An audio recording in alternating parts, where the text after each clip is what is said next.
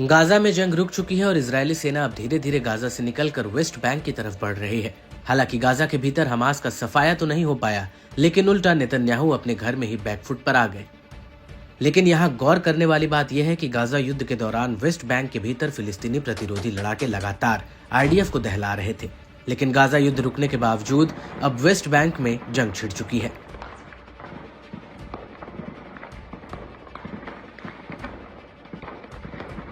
क्योंकि इजरायल ने अपनी सारी फौज अब वेस्ट बैंक की तरफ मोड़ दी है, लेकिन इतना सब कुछ होने के बावजूद वेस्ट बैंक में प्रतिरोधी लड़ाके आईडीएफ की आंखों में आंखें डालकर उसका सामना कर रहे हैं।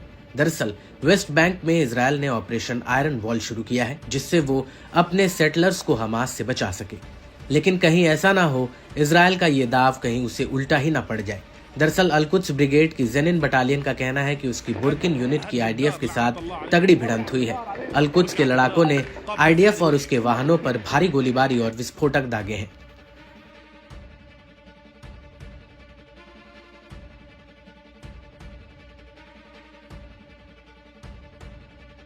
अल-कुद्स के अलावा अल-अक्सा ब्रिगेड की जेनिन बटालियन का कहना है कि उसके लड़ाकों ने पश्चिमी जेनिन में बुर्किन कस्बे में आईडीएफ के ऊपर बहुत बड़ा अटैक किया है।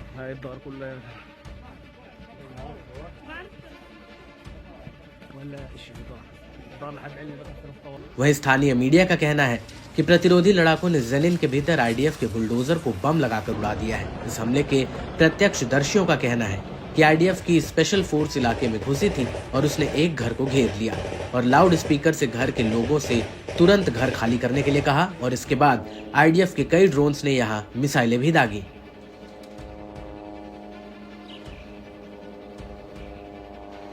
आपको बता दें कि आईडीएफ ने जेनिन के भीतर अतिरिक्त फोर्स मिलिट्री बुलडोजर तैनात किए हैं और जिस घर पर आईडीएफ ने कब्जा किया था उसके भीतर कुछ लड़ाके मौजूद थे और उन्होंने आईडीएफ के सामने सरेंडर करने से साफ मना कर दिया।